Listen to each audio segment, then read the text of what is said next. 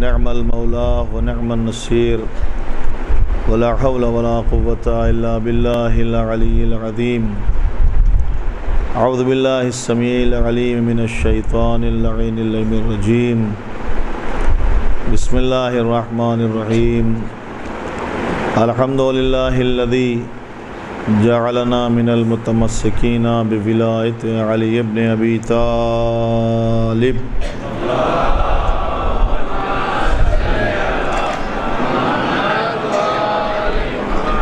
امیر المومنین و اولادہ المعصومین الذی من تکلم سمع کلامہ ومن سکت علم ما فی نفسہ ومن عاش فعلیہ رزقہ ومن مات فإلیہ معادہ والصلاة والسلام علی نبی الامی القرشی الہاشمی سیدنا و نبینا مولانا بالقاسم محمد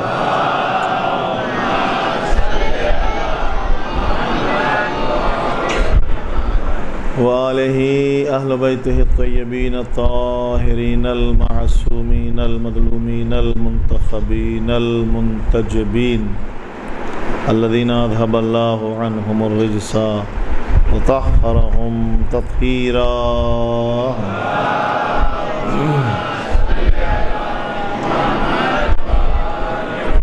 ولعنۃ الدائمۃ الباقیۃ المستمرۃ علی اعدائہم اجمعین وغاصبی حقوقہم من الآن الی قیام یوم الدین. اما بعد فقد قال اللہ سبحانہ تبارک وتعالی وقولہ الحق فی کتابہ المبین.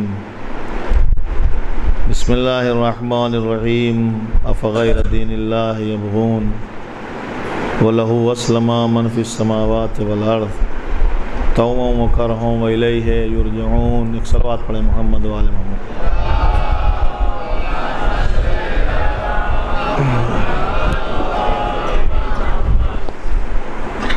ہماری گفتگو ہے ضرورت دین و شریعت.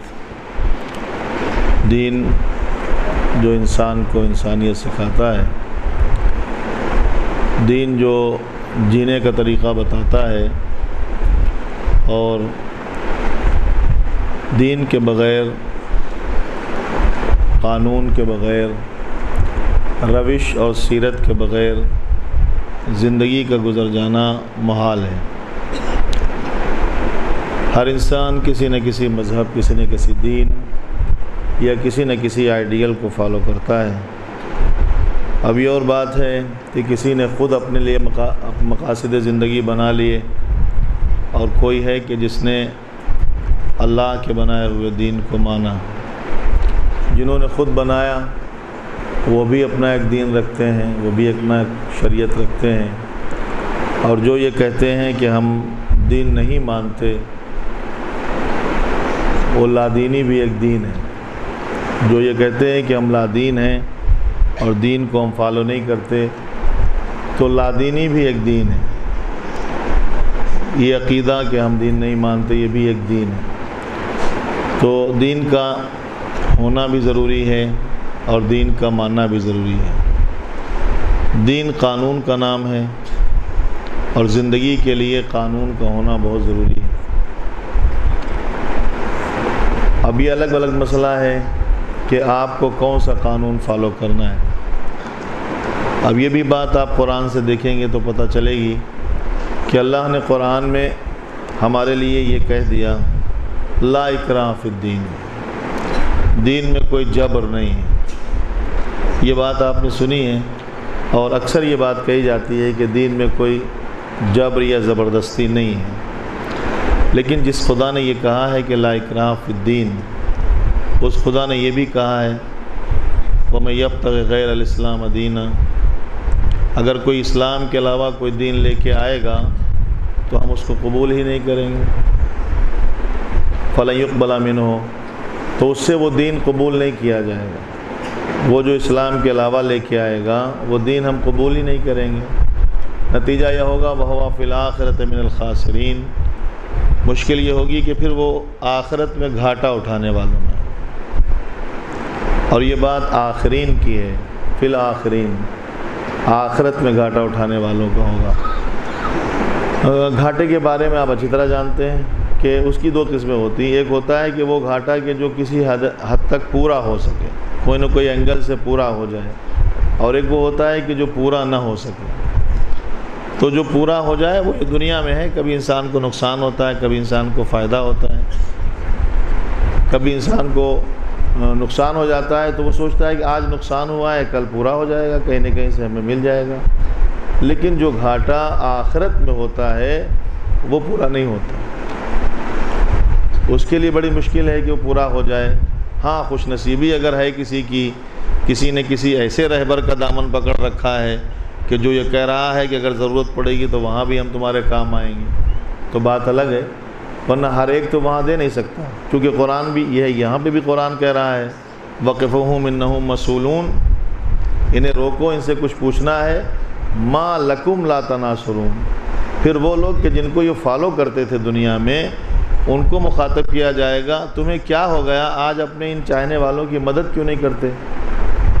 تو وہ کہیں گے پروردگار آج تو ہم خود ہی مدد کے محتاج ہیں، آج ہم خود ہی ضرورت مدد محسوس کر رہے ہیں۔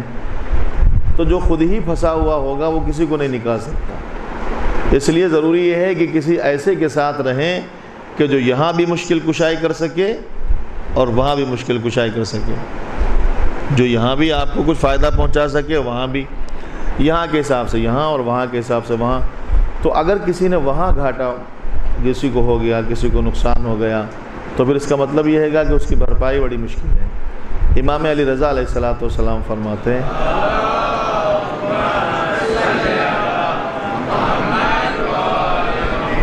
آپ یہ فرماتے ہیں کہ جو انسان کے لیے سب سے ڈرنے کی چیزیں، جس سے انسان سب سے زیادہ ڈرتا ہے اس دنیا میں، اس زندگی میں جو اللہ نے دی ہے، اور یہ دی ہے پھر بعد میں وہ لے بھی لے گا، یہ زندگی دی ہے، اس کے بعد اس کو لے بھی لے گا، اور اس کے بدلے میں پھر دوسری زندگی دے گا، اور دوبارہ جو دے گا پھر وہ نہیں لے گا۔ تو اس زندگی میں انسان دو چیزوں سے بہت ڈرتا ہے۔ پہلی چیز ہے جس سے گھبراتا ہے، ڈرتا ہے، خوف کھاتا ہے، وہ ہے موت۔ سب سے زیادہ انسان موت سے تو ڈرتا ہے۔ سارے کام جو دنیا میں اچھے ہو رہے ہیں، یا کوئی تھوڑا سا سدھرا ہوا دکھائی دے رہا ہے، کسی کے اندر انسانیت پائی جا رہی ہے، تو انسانیت کا پایا جانا اس بات کی دلیل ہے کہ اس کے دل میں خوف موت ہے، اس کے دل میں موت کا خوف ہے۔ کوئی متقی نظر آ رہا ہے، کوئی پرہیزگار نظر آ رہا ہے، کوئی عامل نظر آ رہا ہے دین کے اوپر، کوئی اللہ کو یاد کرتا ہوا نظر آ رہا ہے، اللہ کے معنی اللہ، اور اس کے علاوہ جو بھی جس نام سے بھی یاد کر رہا ہے، یہ وہ لوگ ہیں کہ جن کے دل میں خوف موت ہے۔ جناب امام جعفر صادق علیہ السلام نے بھی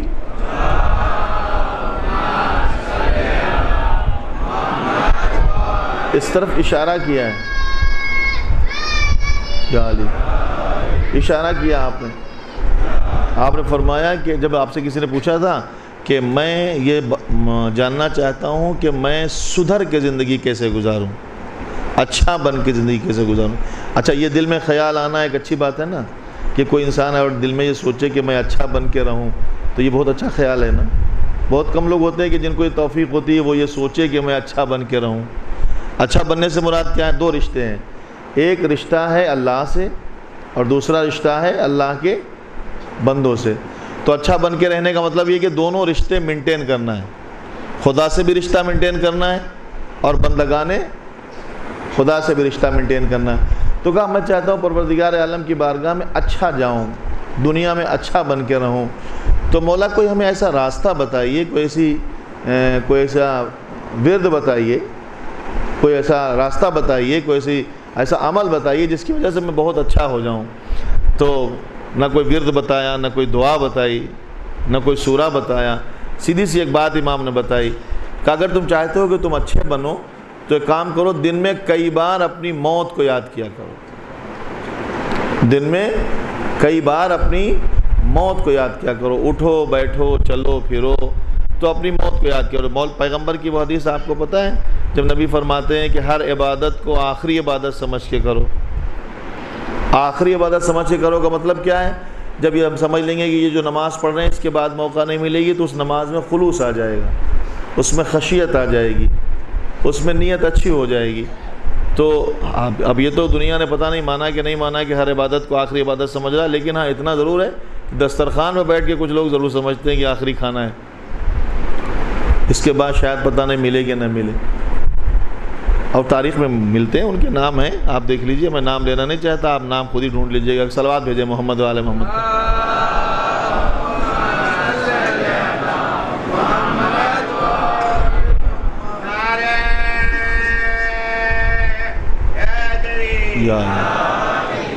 تو یہ جو آپ زندگی گزار رہے ہیں، اس میں اگر آپ موت کو یاد کریں گے ایک بار جو ہے تو آپ کی زندگی میں سدھار پیدا ہوگا۔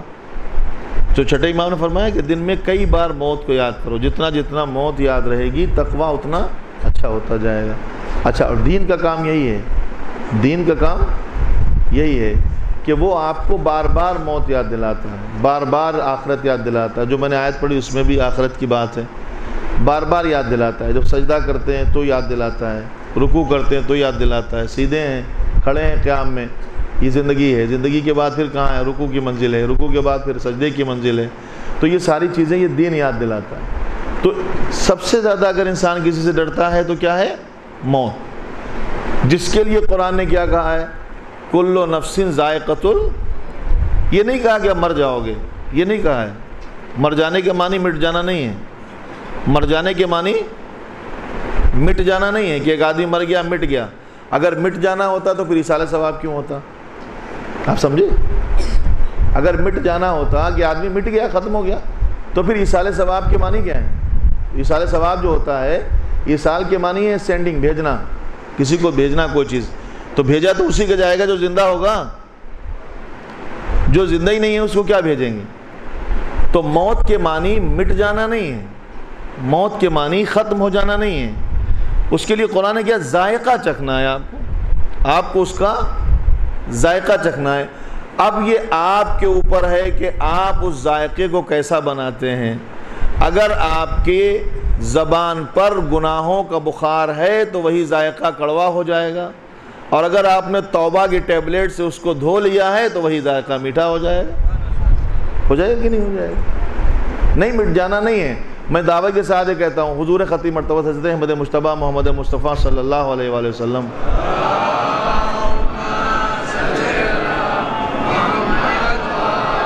آپ کا ارشاد گرامی ہے، ما خلقتم للفنا، ما خلقتم للفنا، تمہیں اللہ نے فنا ہونے کے لیے نہیں پیدا کیا، تمہیں اللہ نے فنا ہونے کے لیے نہیں پیدا کیا۔ اچھا، یہ بات تو جو ہم نے اس پہ نص پیش کر دیا آپ کو، یہ نقلی دلیل ہے۔ عقلی دلیل بھی آپ سمجھ لیجئے۔ ایک انسان ہے، انجینئرنگ پڑھی اس نے اور انجینئر بن گیا، اور بڑا اچھا خوبصورت انجینئر بنا، اور اس کے بعد پھر انجینئرنگ کے ساتھ ساتھ وہ بلڈر بھی بن گیا۔ اس نے ایک بہت خوبصورت بلڈنگ بنائی، بہت اچھی بلڈنگ بنائی، اتنی اچھی بنائی کہ شہر والے دیکھ کر خوش ہو رہے ہیں کہ بڑی اچھی بلڈنگ ہے۔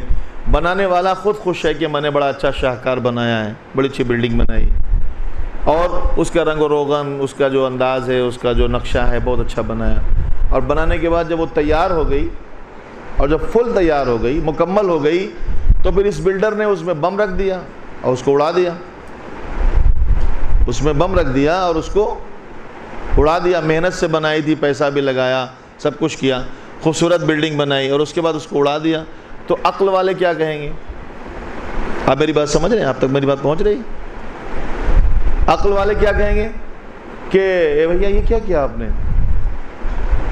اگر آپ کو یہی کرنا تھا تو بنائی کیوں؟ اور اتنی خوبصورت بنائی، اتنا پیسہ لگایا، اتنی محنت کیا، اور خوبصورتی سے خوش ہو گئے۔ اور اگر اڑانا نہیں تھا تو پھر رہنے دیتے، بنائی تھی تو بنی رہنے دیتے۔ تو عقل تو اس کو تسلیم نہیں کرتی، کوئی شاہکار اچھا ہو اس کے بعد اس کو ختم کر دے، مٹا دے۔ خلاق عالم نے جب انسان کو پیدا کیا تو قرآن میں کیا کہا؟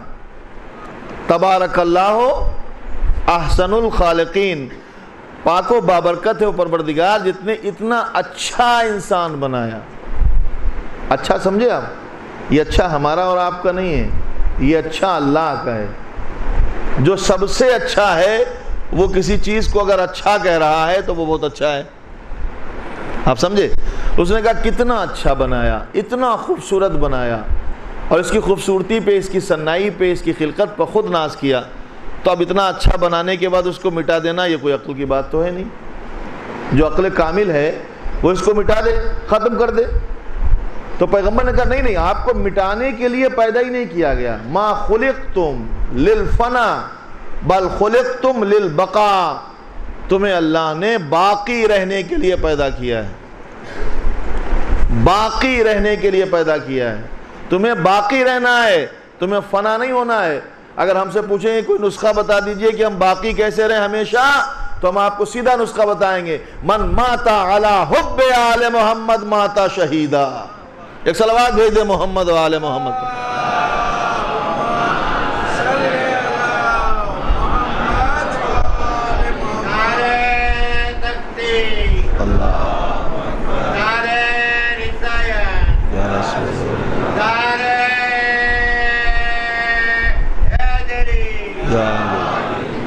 اس کے علاوہ کوئی راستہ نہیں ہے۔ یہی ہے جو ضامن حیات انسانی ہے۔ چونکہ جب اس گھر سے آپ متمسک ہو جائیں گے، جب اس گھر سے آپ منسلک ہو جائیں گے، تو یہ وہ گھر ہے کہ جس کے گھر کے باہر موت نظر آتی ہے، گھر کے اندر ہمت نہیں ہے کہ موت آ جائے۔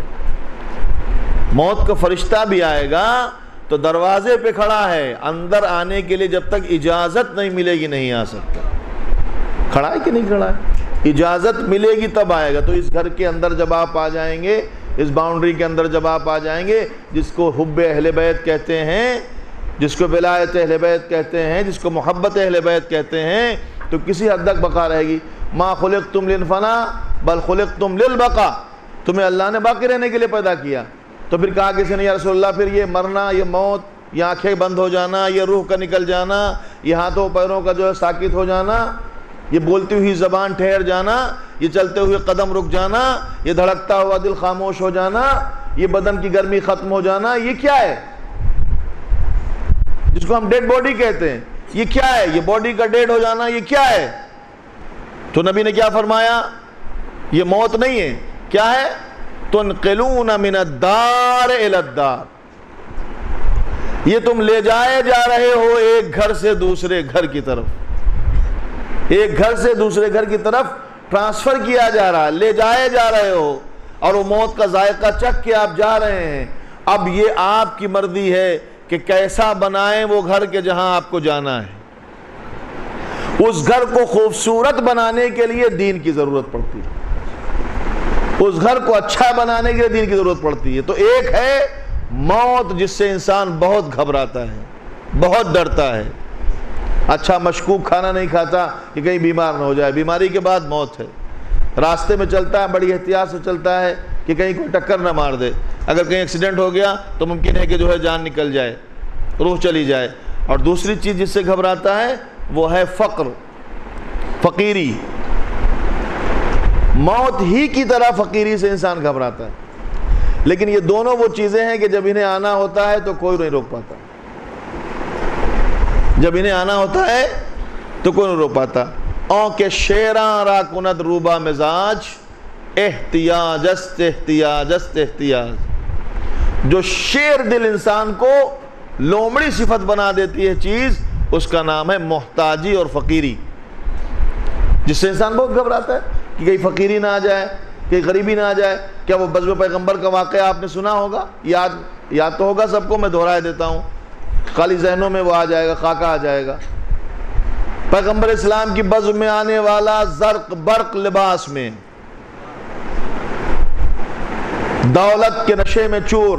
اب آپ یہ بھی آپ یاد رکھیے گا، نشہ صرف شراب میں نہیں ہوتا ہے، ایسا نہیں کہ صرف شراب میں نشہ ہے، انسان لڑکتا گرتا پھرتا جا رہا ہے، نہیں، کئی چیزیں ہوتی ہیں جن میں نشہ ہوتا ہے، جن میں انسان نشے میں آ جاتا ہے۔ 6 چیزیں ہیں، 6 بتاؤں آپ کو، 6 کی 6 بتاؤں؟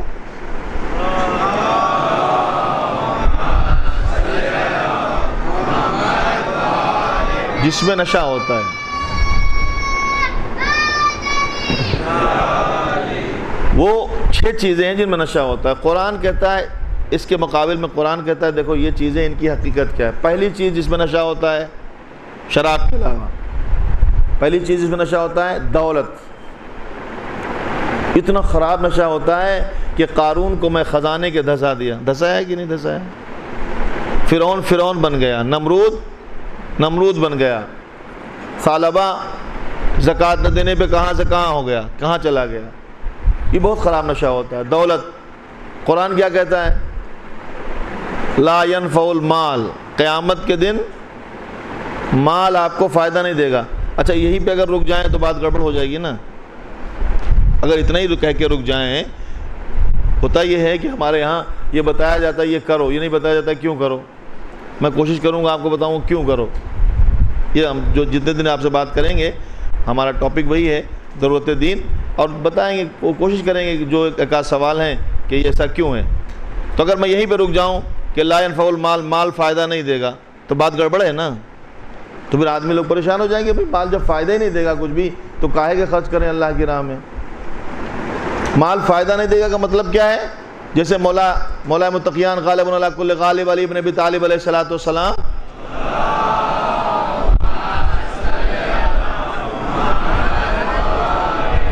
آپ نے فرمایا کہ دنیا کو چھوڑ دو، دنیا کو چھوڑ دو، یہ دھوکہ ہے. تو دنیا کو چھوڑ دو وہ مطلب کیا ہے؟ قطعی انسان قطعی تعلق ہو جائے. کپڑا لتا کھانا پینا تو دنیا سے ملتا ہے نا. تو مولا سے کسی نے کہا مولا کیا ہم ہمیشہ کے لیے ساری چیزیں چھوڑ دیں دنیا کی؟ کہا نہیں، وہ دنیا چھوڑ دو کہ جو تمہیں اللہ چھوڑنے پر مجبور کرتی ہے، وہ دنیا چھوڑ دو. ایسے ہی دولت فائدہ نہیں دے گی. دولت فائدہ نہیں دے گی مطلب کیا ہے؟ جو آپ نے یہاں بچا کے چھوڑ دی ہے، جو آپ نے یہاں بچا کے چھوڑ دی ہے. بہت ہوشیار ہیں وہ لوگ کہ جو یہاں کماتے ہیں اور ساتھ میں لے کے چلے جاتے ہیں، ساتھ میں لے کے چلے جاتے. آپ ایسا نہیں کہ کوئی اگر ساتھ میں دولت نہیں جائے گی، میں کہتا ہوں جائے گی، میں کہتا ہوں جائے گی. آپ لے جائیں گے، لے جا سکتے ہیں آپ. یہ دولت جو آپ کماتے ہیں اگر آپ چاہیں تو آپ ساتھ میں لے جا سکتے ہیں، مگر شرط یہ ہے کہ پہلے سے آپ اس کو ٹرانسفر کریں. قبر میں جو ہے نوٹ نہیں بھر کے لے جا سکتے، وہ تو خراب ہو جائیں گے. آپ اس کو ٹرانسفر کریں. اس نے کہا یقرض اللہ قرضا حسنا، کون ہے جو قرض حسنا خدا کو دے؟ اس بینک میں آپ جمع کرتے ہیں یہ سوچ کر کہ اس سے کئی گنا بڑھ جائے گا اور محافظ رہیں گے، حفاظت رہے گی. لیکن وہ کہتا ہے میرے پاس لاؤ، دنیا جتنا بھی دے گا 10 گنا سے زیادہ نہیں دے گا، میں تو 70 سے لے کر 70,000 گنا دینے کو تیار. ایک صلوات بھیج دیں محمد و آل محمد.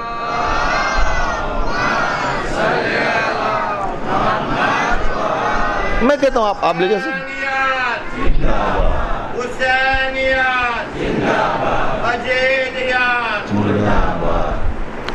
ہم کہتے ہیں آپ لے جا سکتے ہیں. ایک تو دولت قیامت میں کام نہیں دے گی کہ مطلب کیا؟ وہاں رشوت نہیں چلے گی. یہ پتہ چلا جو ہے فرشتے کو رشوت دیا، جہنم میں پھینک رہا تھا، جنت میں بھیج دیا. نہیں، رشوت نہیں چلے گی. جیب میں 2-4 گڈیاں ڈال کے پہنچ گئے وہاں، کچھ نہیں ہوگا. گٹری لے جائیے آپ ٹیمپو بھر کے لے جائیے، کچھ نہیں ہونے والا. اب بلیک منی میں ویسے ہی پکڑے جائیں گے، آپ پکڑ لی جائیں گے. اگر آپ کو بھیجنا ہے تو سب کچھ کام آئے گا، بٹ یہاں سے پہلے آپ ٹرانسفر کیجئے. امام زین العابدین علیہ الصلوۃ والسلام تشریف فرما ہے.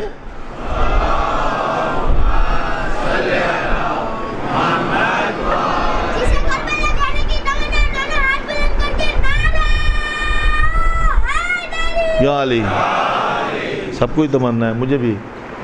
تو امام کے پاس کوئی آیا، اس کو انہوں نے دے دیا، پھر آیا کو پھر دے دیا. کسی نے کہا مولا آپ سب کو دے رہے ہیں، یہ کیا ہے؟ آپ فقراء کو آپ منع نہیں کرتے. تو امام نے کہا یہ فقیر نہیں ہے، یہ ہم پہ احسان کر رہے ہیں جو لینے آ رہے ہیں. یہ جو میرے پاس لینے آ رہے ہیں یہ احسان کر رہے ہیں، یہ ہمارے بار بردار ہیں، یہ قلی کا کام کر رہے ہیں. میری چیز میرے جانے سے پہلے میرے گھر پہ پہنچا رہے ہیں. آپ جس دولت پہ یہاں چھوڑ کے جانے میں ناز کر رہے ہیں وہ کام نہیں آئے گی. تو ایک نشہ اس کا ہوتا ہے. دوسرا نشہ کیا ہوتا ہے؟ اولاد کا نشہ ہوتا ہے، وہ بھی کام نہیں آئے گی. اچھا کام نہیں آئے گی تو سنتے رہتے ہیں، لیکن ہم بتاتے کام آئے گی. کیسے کام آئے گی؟ اس کو اچھا بنائیں. من خلفہ ولد الصالح، ثواب جاریہ میں جو چیزیں پیغمبر نے بتائی ہیں اسے من خلفہ ولد الصالح، جس نے اپنے بچے کو قرآن سکھا دیا، جس نے اپنے بچے کو دین سکھا دیا، جس نے اپنے بچوں کو انسان بنا دیا. تو جانے کے بعد یہ ایصال ثواب جو بھیجتے ہیں، ایصال ثواب بھیجتے ہیں نا. یہاں سے ایک جوان ہمارا دوست یا ہمارا بھائی گیا باہر، اور جانے کے بعد وہ پہنچا وہاں، اس کو ضرورت پڑ گئی امریکہ میں یا لنڈن میں، تو ہم نے یہاں سے اس کو بھیج سکتے کہ نہیں بھیج سکتے؟ یہاں سے اسے بھیج سکتے کہ نہیں؟ اگر اس کو ضرورت پڑے گی تو یہاں سے بھیج سکتے ہیں۔ اور زبان نہ ہلائیں، سر تو ہلائیں، زبان کوئی مسئلہ نہیں ہے، زبان بند رکھے، سر ہلاتے رہیں۔ بھیج سکتے کہ نہیں بھیج سکتے؟ اچھا، ہم جو یہاں سے بھیجیں گے وہ وہاں چلتا نہیں ہے، ہم جو یہاں سے بھیجیں گے وہ وہاں نہیں چلتا۔ ہم تو روپیہ بھیجیں گے، وہاں تو ڈالر چلتا ہے، تو اس کو تو ڈالر چاہیے نا۔ آپ روپیہ بھیج رہے ہیں، کہنا نہیں مولانا صاحب گھبرائیے نہیں، آپ یہاں ڈالر ڈالیے اور وہ وہاں چینج کر کے اس کو، یہاں روپیہ ڈالیں گے وہ ڈالر دے دیں گے، اور وہاں سے ڈالر ڈالیں جہاں بھی ہے، تو جہاں آپ بھیج رہے ہیں وہاں کی کرنسی میں جو ہے یہاں سے چینج ہو جاتا ہے، یہ جو ہے ٹرانسفر کر کے وہاں چلا جاتا ہے، تو اس کو مل جاتا ہے۔ لیکن شرط کیا ہے؟ شرط یہ ہے کہ جس بینک سے بھیج رہے ہیں آپ، وہ بینک کرپٹ نہیں ہونا چاہیے۔ اگر وہ بینک کرپٹ ہے اور گڑبڑ ہے تو پھر آپ کا پیسہ بھی جائے گا، اس کو بیچارے کچھ نہیں ملے گا۔ آپ نے روپیہ بھیجا یہاں سے، وہاں جا کے اس کو ڈالر ملے، کس نے کیا؟ یہ بیچ میں جو وسیلہ ہے، بیچ میں جو وسیلہ ہے، یہ وسیلے کا کام ہے، آپ کی چیز کو اس کے لیے ویسا بنا کے پہنچا دے جیسا وہ ہے۔ اب کبھی کبھی کہتے ہیں فاتحہ تو آپ نے دیا، کھانا آپ نے کھا لیا، مرنے والا کہ یہ بریانی کھاتا ہے اسے کیا ملا؟ ہم نے کہا پنجتن کے وسیلے سے بھیجتے ہیں، ہم یہ بھیجتے ہیں اسے وہاں کا کھانا مل جاتا ہے۔ صلوات بھیج دے محمد و آل محمد۔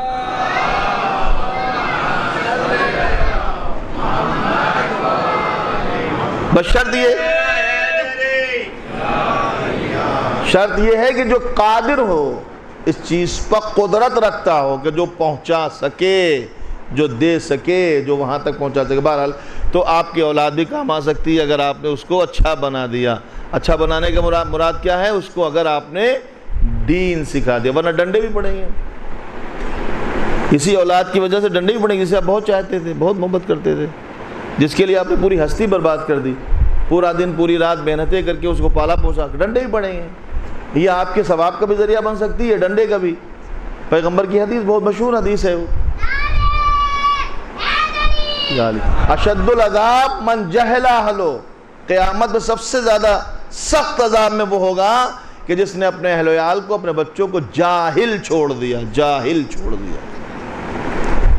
جاہل سے مراد یہ نہیں کہ اس کو میتھمیٹکس کے جو آپ ساری کتابیں پڑھا دیجئے اور اس کے بعد بچہ آپ کی قبر پر بیٹھ کر پوری میتھمیٹکس کی کتاب پڑھ کے سنا دے، کتنا ثواب آپ کو ملے گا؟ پورا بایولوجی کی کتاب لے کے بیٹھ جائے وہاں پر، پوری رات پڑھتا رہے وہاں پہ، کتنا ثواب ملے گا؟ نہیں، جاہل چھوڑ دینے کا مطلب یہ ہے کہ اس کو سب کچھ سکھایا، دین نہیں سکھایا۔ سب کچھ سکھایا، اگر دین نہیں سکھایا تو پھر وہ آپ کے لیے نقصان دہ ہوگا۔ تیسری چیز ہے، دو چیزیں ہو گئی نا، تیسری چیز ہے کہ جو آپ کے جو ہے جس پہ انسان مغرور ہو جاتا ہے وہ ہے حکومت۔ کسی کو اگر اقتدار مل جائے، مولا متقیان فرماتے ہیں من نال استطال، کبھی کبھی ایسا ہوتا ہے کسی کو اقتدار مل جاتا ہے وہ اترا جاتا ہے، یہ آپ کے لیے کام نہیں آئے گا، یہ حکومت آپ کے لیے کام نہیں۔ بس میں وہی دونوں رخ آپ کے سامنے پیش کر رہا ہوں۔ اگر آپ نے اس حکومت میں ان مظلوموں پر رحم کیا ہے کہ جو خدا کے بندے ہیں تو یہی کام بھی آئے گی، وگرنہ یہ حکومت کام نہیں آئے گی۔ قیامت کے دن آواز آئے گی، آج کا دن کس کے لیے ہے؟ تو آئے گی للہ الواحد القہار، آج کے دن اللہ کے لیے۔ چوتھی چیز ہے طاقت۔ نمرود طاقتور تھا، اتنا طاقتور تھا کہ اپنی فوج پہ اترا رہا تھا۔ مارا کیسے گیا؟ کیسے مارا گیا؟ فرشتوں کی فوج نہیں آئی تھی اسے مارنے کے لیے، اللہ نے فرشتوں کی فوج نہیں بھیجی تھی اسے مارنے کے لیے، مچھروں کو بھیجا تھا۔ جو مچھر آپ کے ہاتھ میں بیٹھے ایسے کر کے خالی ہاتھ مار دو تو مر جاتا ہے بیچارہ، حالانکہ بہت ہوشیار ہوتا ہے، ڈائریکٹ آپ پہ حملہ نہیں کرتا، پہلے کان میں آگے بولتا کہ میں آ گیا ہوں، ہمت ہو تو ہم سے مقابلہ کر کے دکھا۔ ایک صلوات بھیجے محمد والے محمد۔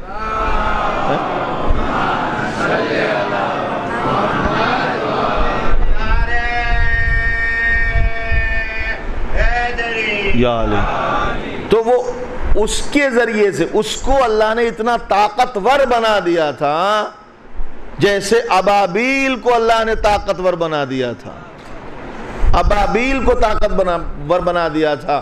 وہ کنکریاں ابابیل کی، چھوٹی چھوٹی کنکریاں بڑا سا پتھر نہیں تھا، وہ پنجے میں آنے والی چھوٹی چھوٹی کنکریاں، جس نے جو ہے ابابیل کو اس طاقت، ایسی طاقت دی تھی کہ جب انہوں نے پھینکا ہے تو ہم نے یا آپ نے نہیں کہا ہے، کسی تاریخ لکھنے والے نے نہیں کہا ہے، قرآن نے کہا ہے کہ اس ہاتھیوں کے جھنڈ کو ایسا بنا دیا جیسے چبایا ہوا بھوسا، بھوسا بھی نہیں، چبایا ہوا بھوسا۔ اب میں اکثر کہتا ہوں کہ شاید وہ کنکریاں جو پھینکی گئی تھی ان میں سے ایک آدھ کنکری کہیں آسمان میں رکی ہوئی تھی کہ یہ کنکری یہیں رہنے دو، ابابیل سے کہا اسی آسمان میں چھوڑ دو، اس کی جب ضرورت پڑے گی تب بھیجیں گے۔ جب غدیر میں حارث نے مخالفت کی تو وہ کنکری بھیجی گئی۔ صلوات بھیج دے محمد و آل محمد پر۔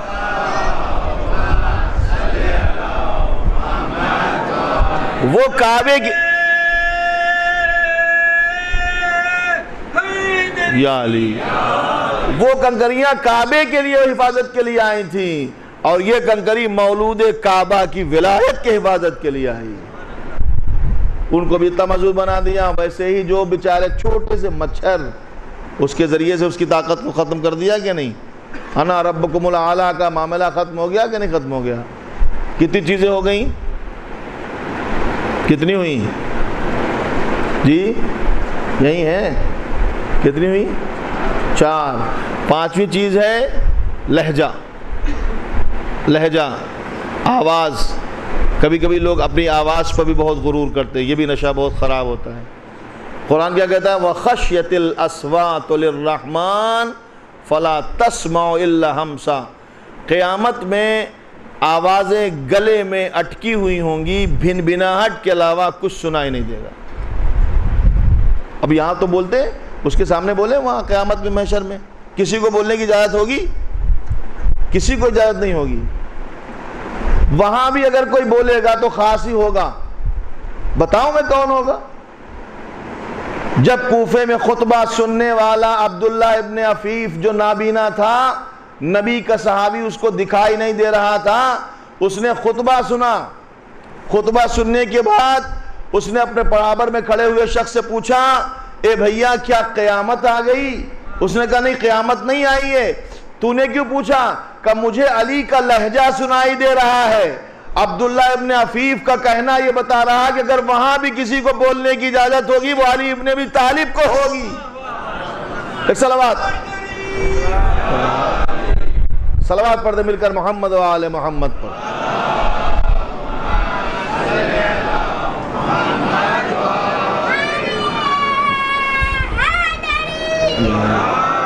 آوازیں گلے میں اٹکی ہوئی ہوں گی،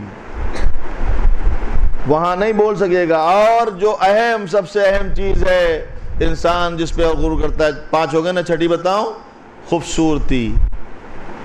خوبصورتی، آئینے کے سامنے کھڑے ہو کر بڑی دیر تک چہرہ دیکھتے، دیکھنا بھی چاہیے، مستحب ہے، مستحب ہے، آئینہ دیکھنا مستحب ہے۔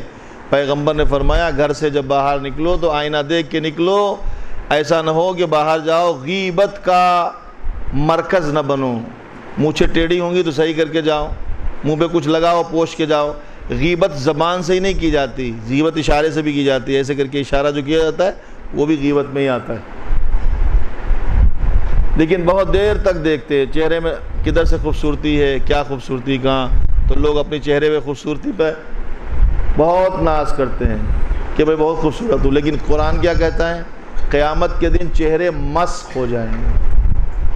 یہ جو چہرہ ہے اس کے پیچھے بھی ایک چہرہ ہے، یہ تو ایک پلاسٹک سرجری ہے نا، یہ تو جسم کا چہرہ ہے، اس کے اندر ایک روح کا چہرہ ہے، روح کا چہرہ۔ اس چہرے کو تو آپ نے جو ہے فیس واش سے دھو کے صاف کر لیا، اچھا صابن لگا کے صاف کر لیا، لیکن وہ روح کا جو چہرہ ہے اس کے دھونے کے لیے کیا لائے آپ؟ کوئی لیا کچھ آپ نے؟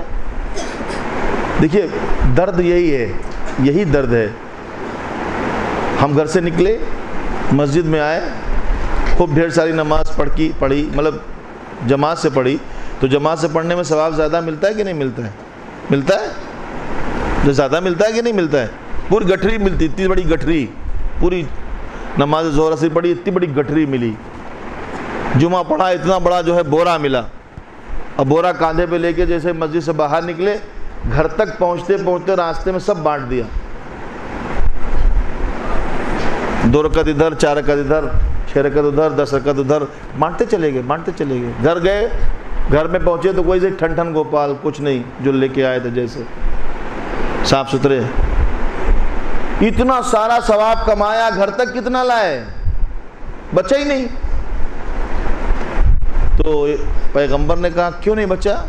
کہا جو لوگ مسجد سے ثواب لے کر چلے اور باہر نکل کے انہوں نے غیبت شروع کر دی، جس کی غیبت کرتے گئے ثواب اس کے اکاؤنٹ میں ٹرانسفر ہوتا گیا، آپ کا اکاؤنٹ خالی ہوتا گیا، پتہ بھی نہیں چلے گا. اور یہ فراڈ نہیں ہے، یہ صحیح ہے. ابھی بھی اکاؤنٹ خالی ہو جاتے ہیں فراڈ میں، پتہ نہیں چلتا، لیکن یہ صحیح ہے کہ آپ غیبت کرتے گئے، آپ کا اکاؤنٹ سے ادھر جاتا گیا. یہ تو قیامت میں پتہ چلے گا. پروردگار یہ کیا؟ یہ تو میں مجلس میں بیٹھا ہوا تھا. کہا یہ نہیں، یہ تم نے مجلس سے باہر نکلنے کے بعد کیا کیا. اور یہ بھی یاد رکھیے، بہت توجہ چاہتا ہوں، یہ بھی یاد رکھیے، جو سب سے زیادہ قیمتی چیز ہوتی ہے چوری ہو جانے کا خطرہ اسی کا ہوتا ہے. قیمتی چیز جو زیادہ ہوتی ہے اس کے چوری ہو جانے کا خطرہ زیادہ ہوتا ہے. جو قیمتی نہیں ہے، بیکار سی چیز ہے، اس کی کوئی قیمت نہیں ہے، اس کو کون چوری کرے گا؟ چوری وہی ہوتی ہے جو سب سے قیمتی چیز ہوتی ہے. ہر ایک کا عمل چوری نہیں ہوتا، عمل وہی چوری ہوتا جو ولایت اہل بیت کے ساتھ کیا جائے. شیطان بھی ہر ایک کے پیچھے کیوں پڑے گا بھائی؟ وہ تو کہتا ہے یہ تو سب ہمارا ہی آدمی ہے، وہ تو انہی کے پیچھے چلے پڑے گا کہ جو اس کے نہیں ہے. وہ ان پہ محنت کیوں کرے گا کہ جو پہلے سے بہکے ہوئے، جو پہلے سے بہکے ہوئے. بتاؤں، پیغمبر نے کہا کہ میں 2 چیزیں چھوڑ کر جا رہا ہوں، قرآن ایک اہل بیت. اگر دونوں سے متمسک رہو گے تو نہیں بہکو گے. اب کس کے پیچھے پڑے گا شیطان؟ جو دونوں سے متمسک ہے. جس نے ایک چھوڑ دیا وہ تو پہلے سے بہکے ہوئے. ایک صلوات بھیجے محمد و آل محمد پر.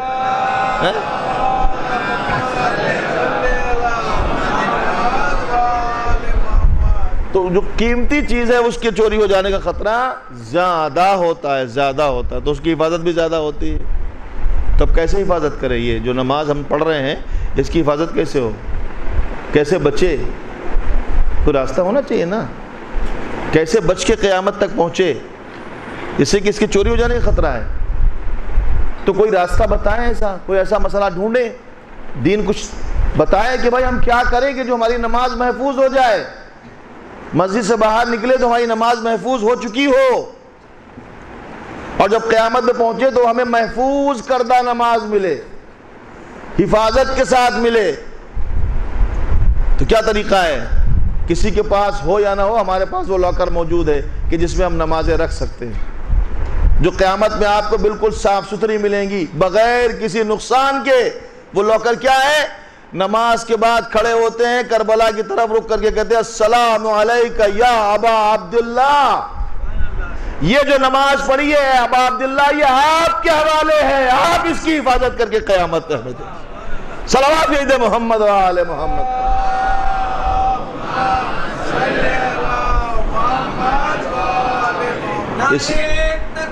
اللہ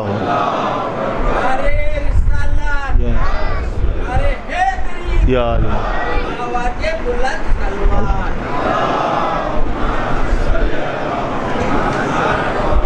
بعد نماز پڑھتا ہوں زیارت میں، اس لیے ایک ہے نماز، ایک حفاظت نماز کی. آپ اندازہ لگا سکتے ہیں. تاریخ ہے گواہ، سعید و زہیر نے کی بے پڑھے نماز، حفاظت نماز کی. اب کے جوان مانگ لیں بوڑھے حبیب سے، رکھتے نہیں بدن میں جو طاقت نماز. صلوات پڑھ دے محمد و آل محمد.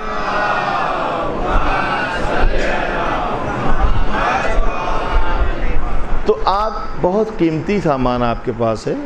ایمان بہت قیمتی ہے، تقوی بہت قیمتی ہے، اور سب سے قیمتی آپ کے دل میں حب اہل بیت، ولایت اہل بیت. دنیا کی سب سے قیمتی ترین شے. دین اس کی حفاظت کرنا سکھاتا ہے، شریعت اس کی حفاظت کرنا سکھاتی ہے. تو ایک چیز ہے جس سے انسان گھبراتا ہے، اس کا نام ہے موت، آنا ہی ہے. دوسری چیز ہے فقیری. آنکھ شیراں را کنت روبا مزاج، احتیاج است احتیاج است احتیاج. جو شیر دل انسان کو لومڑی صفت بنا دیتی ایک چیز، اس کا نام ہے محتاجی. اور میں نے کہا 8ویں امام رضا علیہ السلام فرماتے ہیں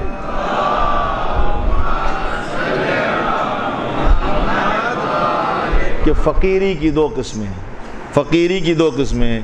ایک وہ فقیری جو دنیا میں فقیری ہے، اور یہ فقیری مجازی ہے، مجازی ٹیمپریری، ہمیشہ کی نہیں ہے۔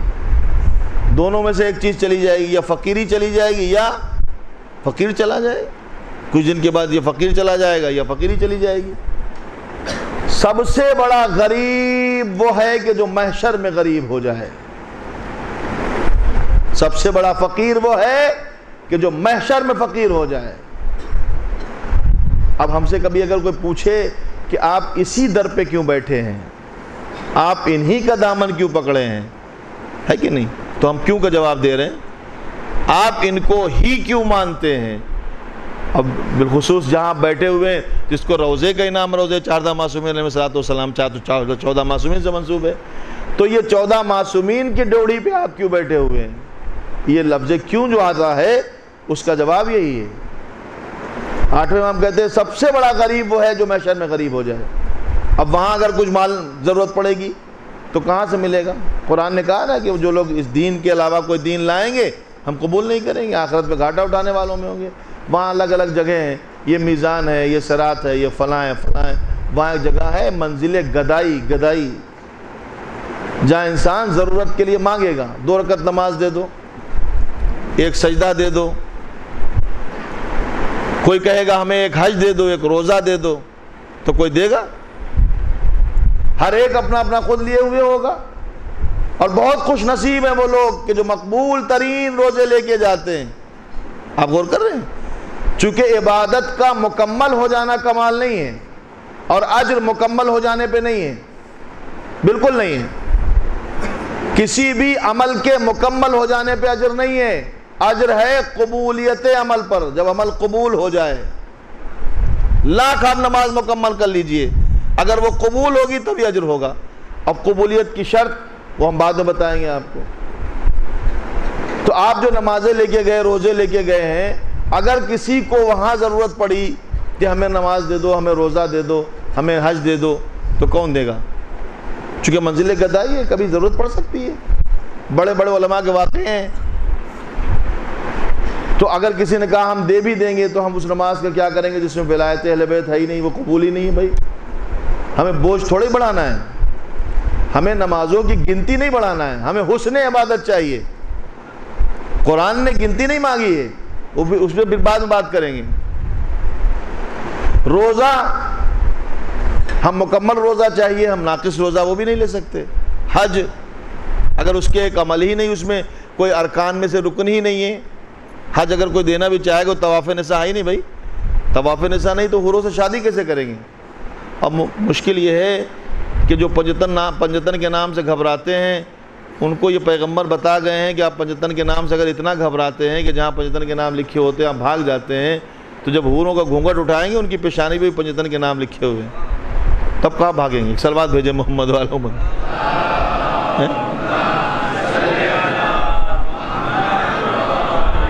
ان کی پیشانی پہ لکھا ہوا ہے، ان کی پیشانی پہ لکھا ہوا ہے پنجتن کے نام۔ اچھا پیشانی پہ چھوڑیے، خود جو جنت کے جو دروازہ ہیں اس پہ لکھا ہوا ہے، ایک نہیں 8 کے 8 دروازوں پہ لکھا ہوا ہے، پنجتن کے نام لکھے ہوئے نا۔ مسلمانوں کی قسموں میں ایک قسم مسلمان کی وہ ہے کہ جو ان کے نام سے پریشان ہیں بہت، پنجتن کے نام جہاں لکھے ہوتے ہیں وہاں جاتے ہی نہیں ہیں، کہتے ہیں آگے بڑھو یہ میری جگہ نہیں ہے، ٹھیک ہے؟ اور ہم لوگ جب دیکھتے ہیں تو کہتے ہیں اندر چلو یہی ہماری جگہ ہے۔ اچھا بتائیں سچویشن کیا ہوگی محشر میں؟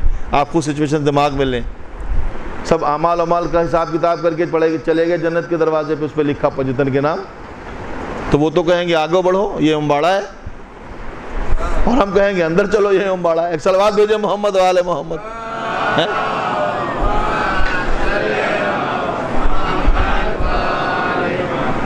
تو اب وہاں جا کر، وہاں پہنچ کر کون ہے جو یہ کہہ رہا ہے کہ ہم آپ کی مدد وہاں کر سکتے ہیں؟ سوائے محمد وآل محمد علیہ الصلوۃ والسلام کے کوئی ہے جس نے وعدہ کیا ہے ہم شفاعت کریں گے؟ یہ کسی کی شفاعت قبول ہونے والی ہے؟ ہم کہتے ہیں کہ وہاں اگر ضرورت پڑی چاہنے والوں کو تو علی مرتضیٰ کی زندگی بھر کی نمازیں نہیں بانٹی جائیں، صرف خندق کے دن کی ایک ضربت کی گٹھری کھول دی جائے، بٹ بھی جائے گا بچ بھی جائے گا۔ ضربت علی یوم الخندق افضل من عبادت الثقلین، علی کی ایک ضربت خندق کے دن ثقلین کی عبادت پر بھاری ہے۔ اب مجھے نہیں پتا اس ضربت میں کیا تھا ایسا، لیکن ہاں کچھ جو جانا ہے کبھی موقع ملے گا تو بتا دیں گے۔ تو میں نے یہ عرض کیا کہ دین انسان کو انسان بنے رہنا سکھاتا ہے، دین انسان کو زندگی گزارنا سکھاتا ہے۔ اور قرآن کیا کہتا ہے کہ ہم دین وہ جو اللہ کہتا ہے کہ اس دین کے علاوہ کوئی لے کر آئے گا تو قیامت میں قبول نہ کریں گے۔ اس دین کا نام کیا ہے؟ اسلام۔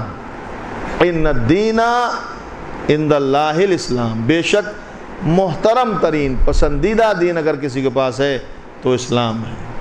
اب کیوں ہے؟ یہ باتیں ہوتی رہیں گی، ہم آپ کی خدمت میں عرض کریں گے۔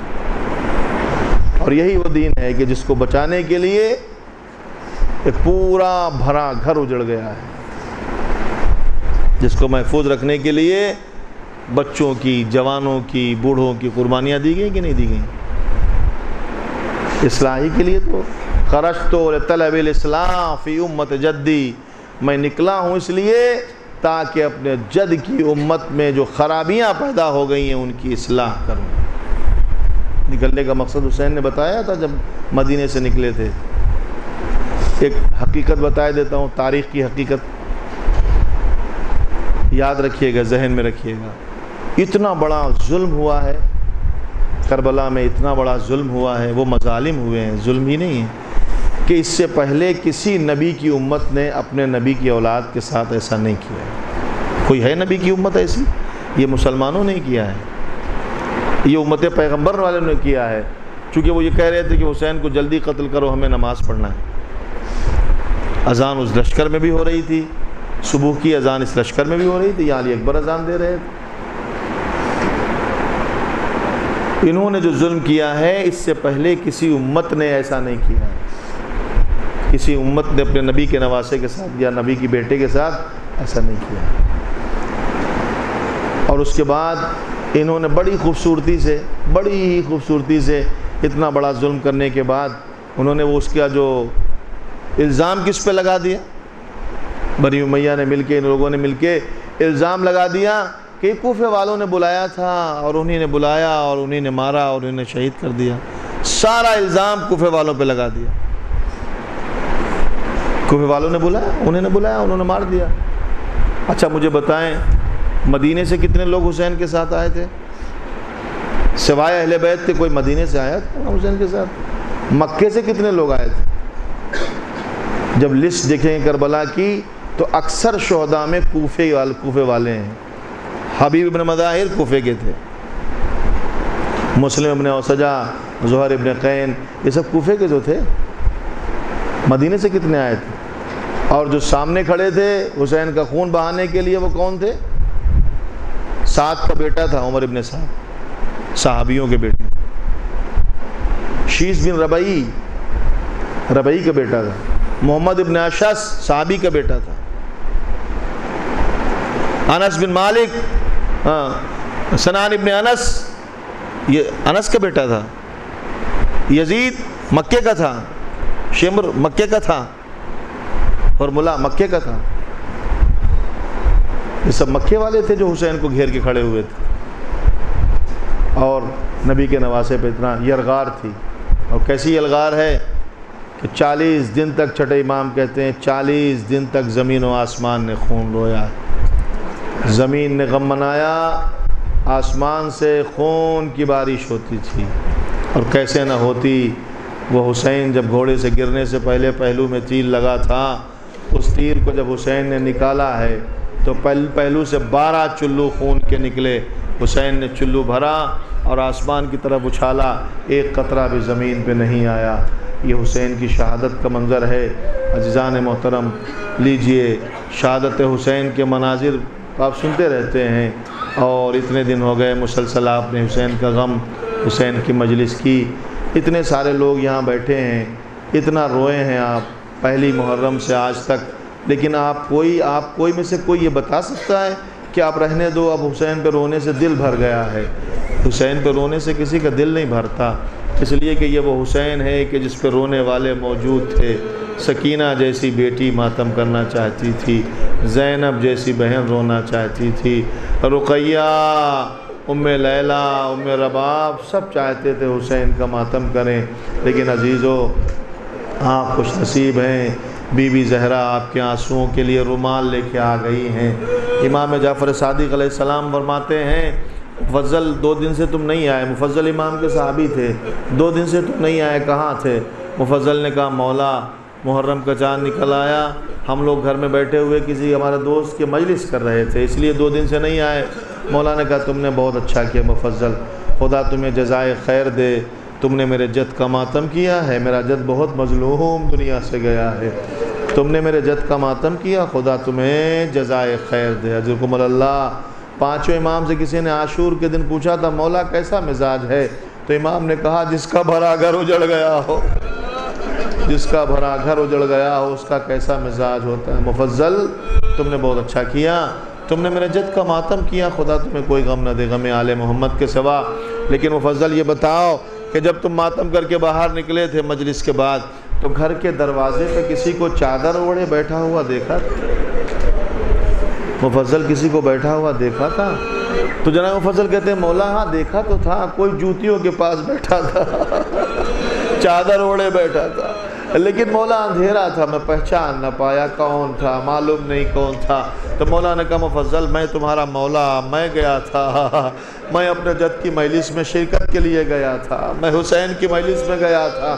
تو مفضل ایک مرتبہ قدموں کے پاس بیٹھ گئے، ہاتھ جوڑ لیا، آقا کیا غضب کر دیا، آپ آ گئے ہوتے اندر صدر مجلس سے بیٹھ جاتے، مجلس کی رونق بڑھ جاتی، ہماری عزت بڑھ جاتی، فرش پا جاتے، آپ باہر بیٹھ گئے، وہاں بیٹھ گئے جہاں زاداروں نے جوتیاں اتاری تھی دروازے کے پاس، وہاں بیٹھ گئے۔ مولا نے کہا ہاں ہاں میں نے چاہا کہ میں اندر جاؤں، میں نے چاہا کہ میں اندر جا کے گھر میں بیٹھوں، فرش مجلس پہ اندر جا کے بیٹھوں، لیکن جب میں نے جھانک کر دیکھا دروازے سے تو کیا دیکھا، ارے صدر مجلس میں میرے نانا رسول اللہ بیٹھے ہوئے ہیں، میری دادی فاطمہ بیٹھی ہوئی ہے، میرے جد علی مرتضیٰ بیٹھے ہوئے۔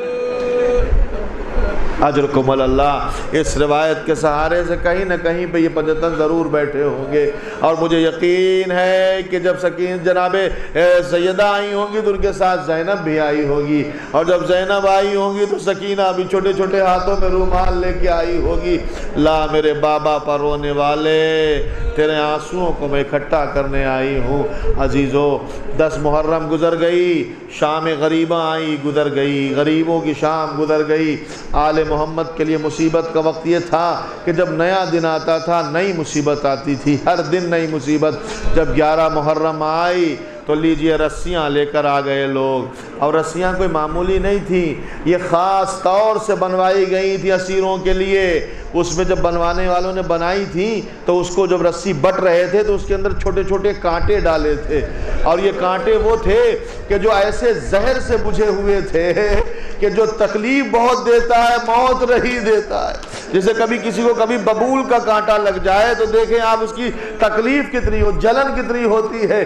آل محمد جس رسی میں بندھے تھے اس میں چھوٹے چھوٹے کانٹے جس میں بہت کاری زخم کرنے کے لیے زہر تھا۔ عزیزو انہی رسیوں میں بازو باندھنے والے تھے، اور عزیزو مصیبت یہ ہے کہ سب کے تو بازو بندھے تھے، لیکن 4 سال کی بچی سکینہ کا گلا۔ اجرکم اللہ، خدا کوئی غم نہ دے غم آل محمد کے سوا۔ لیجئے اسیری کے انتظام ہونے لگے، سب کو رسیاں باندھی جانے لگی، بیمار کو اٹھایا گیا، اس کو پیروں میں زنجیریں ڈال دی گئیں، ہاتھوں میں ہتھکڑیاں ڈال دی گئیں، نہیں معلوم ہتھکڑیاں اور زنجیریں کیسی تھیں۔ اب آپ کو بتائیں جو جب کھولی گئیں تو پتہ ہے، وہ ہتھکڑیاں جب کھولی گئیں تب پتہ لگا کہ یہ کیسی ہتھکڑیاں پہنائی گئی تھیں، مخصوص ہتھکڑیاں تھیں۔ اس لیے کہ جب یزید نے ایک شخص سے کہا تھا ان کی ہتھکڑیوں کو کاٹ دیں، تو اس نے کہا ذرا میں جائزہ تو لے لوں، پہلے دیکھوں تو صحیح کیسی ہیں۔ اور جب ایک کنارے لگا کے جناب سید سجاد کو بٹھایا اور بٹھاتے ہی اپنے سر سے عمامہ اتار کے پھینک دیا، یزید کے پاس روتا ہوا آیا، کہا دیکھ میں ہتھکڑی کاٹوں گا ضرور، لیکن پہلے بتا دے اس بیمار کو کس جرم میں تو نے قید کیا تھا۔ کہ کیوں پوچھ رہا ہے؟ کہ جو تو نے ہتھکڑیاں پہنائی تھی ان کے اندر کی طرف کانٹے تھے، ان کانٹوں کی وجہ سے اس کے بدن کے ہاتھوں کی کھال چھٹ گئی، اب خالی ہڈیاں باقی۔ ہتھکڑیاں پہنائی جانے لگی، زنجیریں پہنائی جانے لگی، گلے میں توق خاردار، خاردار کے مطلب یہ ہے کہ اندر کی طرف کانٹے، نہ ادھر سر گھما سکتے نہ ادھر سر گھما سکتے، اور کمر میں ایک بھاری لنگر تھا، یہ پہنایا۔ اس کے بعد جب بیویوں کے سواری کی بات آئی تو جناب زینب نے کہا بیویوں گھبراؤ نہیں، میں سوار کرتی ہوں۔ ایک بیوی کو جناب زینب نے سوار کیا، جو اپنی سواری کی بات آئی تو مدینہ یاد آیا۔ معلوم ہے جب مدینے سے چلی تھی زینب تو کیا عالم ہے۔ ایک شخص کہتا ہے میں نے دیکھا مدینے میں لوگ پریشان ہیں، میں پوچھا کیا ہے؟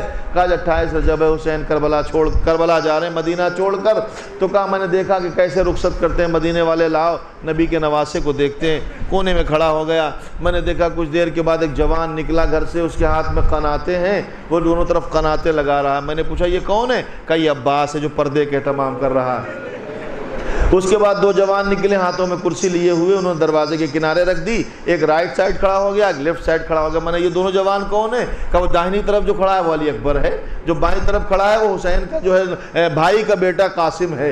اس لیے میں حسین آئے کرسی پر بیٹھ گئے۔ بس عزیزو تھوڑی دیر کے بعد بیویاں آنا شروع ہوئیں، ہم ہماری بیٹھی تھی، سامان لادا جا چکا تھا۔ جب کوئی بیوی آتی تھی کبھی قاسم سوار کرتے تھے، کبھی جناب علی اکبر سوار کرتے تھے۔ جب سب بیویاں سوار ہو گئیں تھوڑی دیر کے بعد وہ شخص کہتا ہے میں نے دیکھا ایک بی بی 7-8 کنیزوں کے جھرمٹ میں آئی، اس کی ابا زمین پر خط دے رہی تھی، جیسے ہی اس نے دروازے کے باہر قدم رکھا حسین کرسی سے کھڑے ہو گئے، قاسم دوڑے مہارے ناکا پکڑ لیا، علی اکبر نے ہماری پکڑ لی، عباس آگے بڑھے، انہوں نے اپنا زانو زمین پر ٹیک دیا، حسین نے بی بی کا بازو پکڑا، بی بی کو سوار کر دیا۔ میں نے وہیں کھڑے ہوئے مدینے والوں سے پوچھا یہ کون بی بی ہے جس کے لیے اتنا اہتمام ہے؟ کہ تو نے نہ پہچانا؟ یہ علی کی بڑی بیٹی زینب ہے۔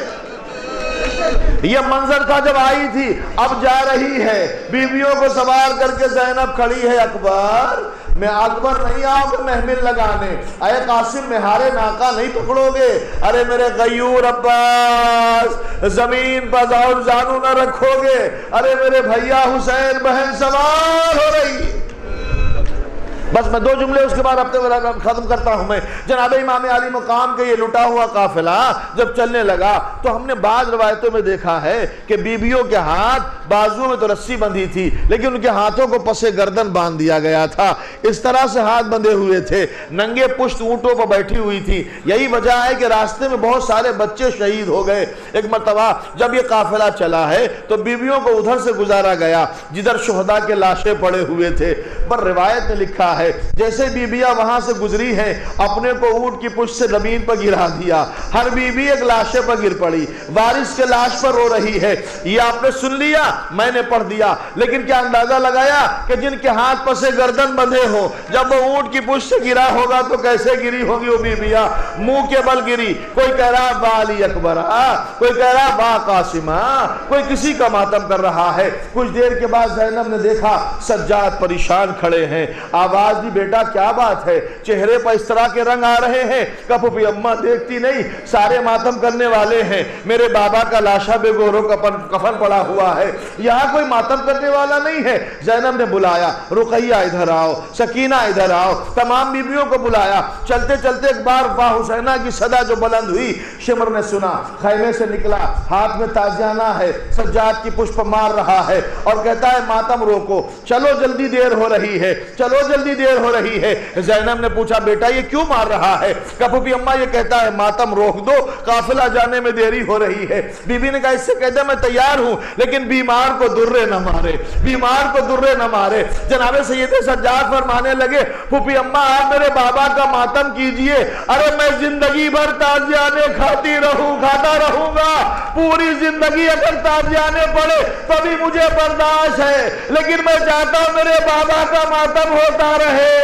ارے مولا آپ کی تمنا تھی آپ کے بابا کا ماتم ہو، یہ چاہنے والے آپ کو آپ کے بابا کا پرسہ پیش وَسَيَعْلَمُ الَّذِينَ ظَلَمُوا أَيَّ مُنْقَلَبٍ يَنْقَلِبُونَ اِنَّا لِلَّهِ وَإِنَّا إِلَيْهِ رَاجِعُونَ الہی بحق الزہرا و ابیہا و بال بنیہا پروردگار چاہتا معصوم حسن و زمانہ کا واسطہ ہمارے اس مختصر سے دعا قبول فرما، حاضر مجلس بان مجلس تمنا کو پورا فرما، جو پریشان حال کی پریشانی کو دور فرما، جو مقروض ان کے قرضوں کو ادا فرما، جو بیمار انہیں شفاء کاملہ صحت عاجلہ عنایت فرما، جو مرحومین ہو چکے ہیں سب پہ برحمت نازل فرما، اس دور کی وبا اور بلا سے تمام شیعان حیدر کرار کو بالخصوص محفوظ فرما، ہمارے زمانے کے امام کو ان سے راضی و خوشنود فرما، ہمیں ان کے اعوان و انصار میں شامل ہونے کی سعادت نصیب فرما، میرے مالک ان کے ظہور میں جلد تعجیل فرما، پروردگار چاہتا معصومین کے وسیلے سے ہمارے توفیقات میں اضافہ فرما، ربنا تقبل منا انک انت السمیع العلیم ماتم حسین۔ مجمع کوفیوں کا میرے پردہ کوئی نہیں، بازار جفا سجاد میں میرے سر پردہ کوئی نہیں، بازار سجاد میرے سر سے نو بار چینی چادر، بلوے میں نبی زادی پھروائی گئی در در، مل جائے ردا مجھ کو اور میری دعا کوئی نہیں، بازار جفا سجاد میں میرے سر پہ ردا کوئی نہیں، بازار سجاد چلوں کیسے لاکھوں ہے تماشائی، یاد آتا ہے رہ کے مظلوم میرا بھائی، فریاد کروں تجھ سے اب تیرے سوا کوئی نہیں، بازار جفا سجاد میں زینب ہوں، میرے سر پہ ردا کوئی نہیں، بازار جفا سجاد میں زینب ہوں، میرے سر پہ ردا کوئی نہیں، بازار جفا سجاد میرے دل کو یہ درد ستاتا ہے، سر غازی کا نیزے سے جب خاک پہ آتا ہے، سر میرا کھلا دیکھے غم اس سے بڑا کوئی نہیں، بازار جفا سجاد میں زینب ہوں، میرے سر پہ ردا کوئی نہیں، بازار جفا سجاد میں زینب ہوں، میرے سر پہ ردا کوئی نہیں، بازار جفا سجاد تیری حالت دیکھی نہیں جاتی ہے، بے پردہ مجھے دیکھے یہ بات رلاتی ہے، سجاد تیری طرح کانٹوں پہ چلا کوئی نہیں، بازار جفا سجاد میں زینب ہوں، میرے سر پہ ردا کوئی نہیں، بازار جفا سجاد میں زینب ہوں، میرے سر پہ ردا کوئی نہیں، بازار جفا معلوم ہے ادا غازی کی بہن ہوں میں، بے دشت ہے وہ غازی، پابند رسن ہوں میں، یاد آئے وفا اس کی جب پاس رہا کوئی نہیں، بازار جفا سجاد میں زینب ہوں، میرے سر پہ ردا کوئی نہیں، بازار جفا سجاد میں زینب ہوں، میرے سر پہ ردا کوئی نہیں، بازار جفا بازار ستم میں تھا زینب کا عجب عالم، مظہر میں لکھوں کیسے ظالم نے کہا جس دم، ہے کون تیرا واری، زینب نے کہا کوئی نہیں، بازار جفا سجاد میں زینب ہوں، میرے سر پہ ردا کوئی نہیں، بازار جفا سجاد میں زینب ہوں، میرے سر پہ ردا کوئی نہیں، بازار جفا